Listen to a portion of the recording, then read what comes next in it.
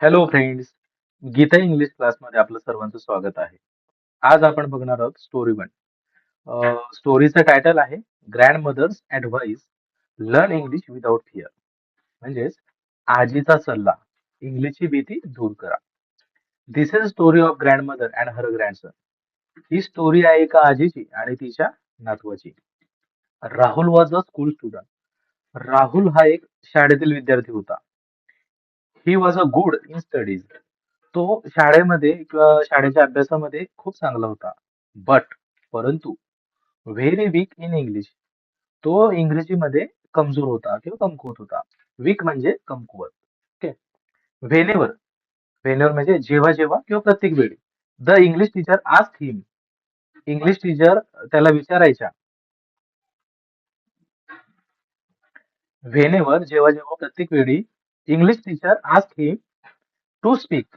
English teacher काय करायचं त्याला बोलायला सांगायच्या. त्यावेळेस काय होतं, his hand started shaking. Shaking म्हणजे काय? थरथरणे. His hand started shaking. त्याचे हात थरथरायचे. ही थॉट, तो विचार करायचा. If I speak wrong English. तो विचार करायचा की ज्या वेळेस मी चुकीचं इंग्रजी इंग्रजी बोलेल, everyone will laugh at me. Everyone म्हणजे प्रत्येक जण, laugh at me. Everyone will laugh at me म्हणजे काय? प्रत्येक जण मला hassle.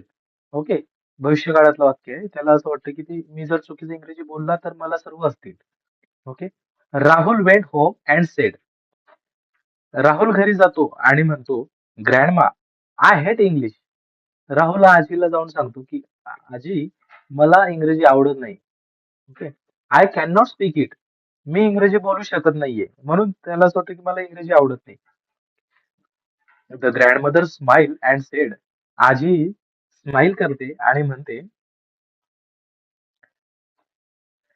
English is not your enemy.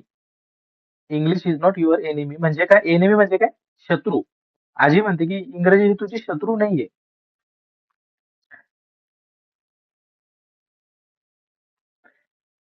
She sed. परत आजी काय म्हणते, English is a language, not a subject. इंग्रजी काय आहे? इंग्रजी ही भाषा आहे. हा एक विषय नाहीये. ती कंटिन्यू करते म्हणजे ती बोलते, you don't learn a language by reading rules. आजी म्हणते, तुम्ही भाषा शिकू शकत नाही की नुसतं वाचण्याच्या रूलने. You learn it by using it.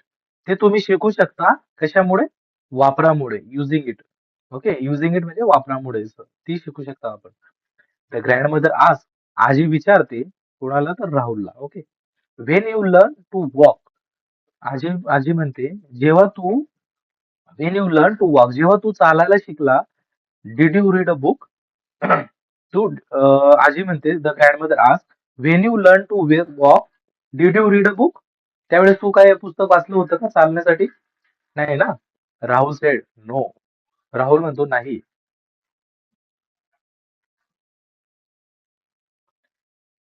She sed. She sed म्हणजे कोण? आजी म्हणते. आजी म्हणाली, यू फेल डाऊन. तू खाली पडला. You stood up. तू परत उठला. And you tried again and again. आणि तू प्रयत्न केला. म्हणजे काय होतं, जेव्हा चालायला शिकतो आपण तेव्हा खाली पडतो, उठतो, खाली पडतो, उठतो. म्हणजे आपण काय करतो? परत परत प्रयत्न करतो. Okay. She look at Rahul. आजीने राहुलकडे पाहिलं आणि म्हणाली, स्पीक ब्रोकन. म्हणजे काय? बोला तुटलेलं, मोडलेलं, चुकीचं इंग्रजी बोललं तरी चालेल. स्पीक ब्रोकन इंग्लिश म्हणजे ते चुकीचं इंग्रजी बोलला तरी चालेल. But speak confidently. परंतु ते आत्मविश्वासाने बोला. आजी म्हणते राहुलला की चुकीचं इंग्रजी बोललं तरी चालेल, पण ते कॉन्फिडन्सनं बोललं पाहिजे. ओके. हा. शी ऍडेड. ती परत त्याच्यात ऍड करून सांगते, wrong English is better than silent English. म्हणजे बघा, आजी म्हणते चुकीचं इंग्रजी बोललं तरी चालेल, पण ते बोललं पाहिजे. ओके. एकच minute. Okay. From that day. त्या दिवसापासून. फ्रॉम म्हणजे त्यापासून, दॅट म्हणजे त्या, आणि डे म्हणजे दिवस. Rahul follow the 3 rules. राहुलनं काय केलं? 3 रूल्स फॉलो केले. त्यातला पहिला रूल आहे, रूल नंबर 1 म्हणजे पहिला rule, speak one English sentence every day. म्हणजे काय? दररोज एक इंग्रजी सेंटेन्स बोलायचं. पहिला रूल काय होता? Speak one English sentence every day. म्हणजे दररोज एक इंग्रजी वाक्य बोलायचं. हा त्याचा पहिला रूल होता. Rule number 2, do not afraid of mistakes. Rule number 2 म्हणजे दुसरा नियम काय होता राहुलचा? Do not afraid of mistakes. म्हणजे मिस्टेक करण्याला घाबरायचं नाही. ओके, अफ्रेड म्हणजे काय? घाबरणे. अफ्रेड म्हणजे घाबरणे. Okay, do not be afraid of mistakes.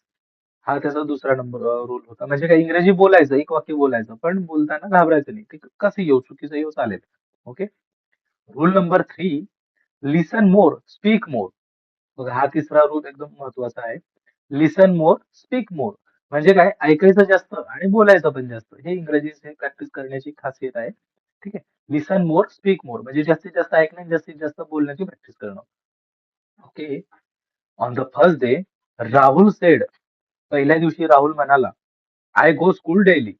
म्हणजे मी शाळेत जातो दररोज. ओके, मी दररोज शाळेत जातो असं राहुल म्हणाला. The grand mother clap and sed, good, you spoke. आजी म्हणाली, आजीने स्माईल केली, आजीने टाळ्या वाजवल्या आणि म्हणाली, good, you spoke. After 1 week, एका आठवड्यानंतर काय आलं? आफ्टर 1 वीक म्हणजे एका आठवड्यानंतर, ही सेड, राहुल सेड म्हणाला, I go to school every day. Rahul म्हणाला की मी शाळेत दररोज जातो, मी दररोज शाळेमध्ये जातो. आफ्टर 1 मंथ, एका महिन्यानंतर, ही सेड, राहुल म्हणाला, I like learning English now. काय म्हणाला राहुल?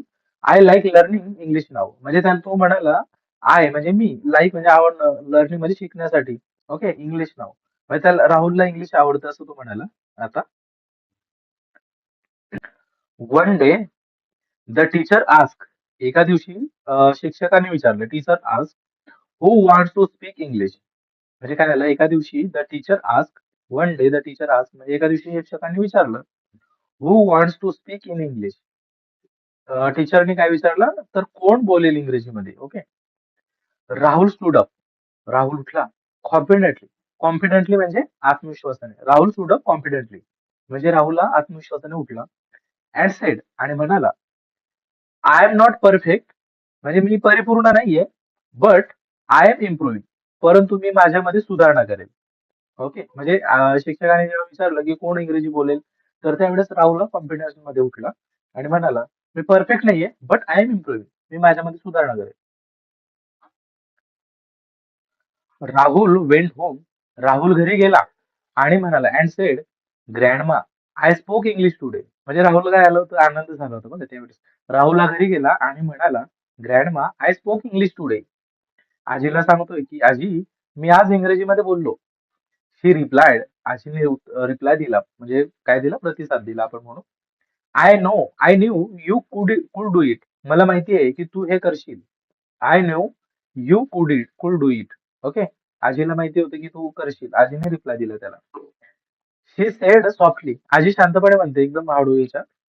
Fear stops learning. भीती काय करते, आपलं शिकणं थांबवते. But practice creates confidence. परंतु प्रॅक्टिस काय करते, हे आपलं म्हणजे आपलं प्रयत्न, आपला सराव काय करतो, तर आपला कॉन्फिडन्स वाढवतो. ओके. तर friends, moral of the story म्हणजे आजच्या स्टोरीचं मॉरल काय होतं, तात्पर्य काय होतं, do not wait to become fluent. म्हणजे आपण वाट बघू नये कशाची, फ्लुएंट होण्याची. फ्लुएंट म्हणजे काय, एकदम न अडखळता बोलण्याची. ओके, फ्लुएंट म्हणजे do not wait to become fluent, start speaking to become fluent. म्हणजे सुरुवात करा कशाची, फ्लुएंट होण्याची. म्हणजे न अडखळता बोलण्याची सुरुवात आपण केली पाहिजे. English is easy Wien you stop hearing. म्हणजे बघा, इंग्रजी ही सोपी आहे. ठीक आहे, इंग्रजी ही सोपी आहे, पण केव्हा, जेव्हा यू स्टॉप फिअरिंग इट, जेव्हा तुम्ही घाबरणं थांबवाल. ओके. मित्रांनो, व्हिडिओ आवडल्यास लाईक करा, शेअर करा. गीता इंग्लिश क्लासला सबस्क्राईब केलं, सबस्क्राईब करा. अशाच नवनवीन व्हिडिओ शिकण्यासाठी बघत राहा गीता इंग्लिश क्लास.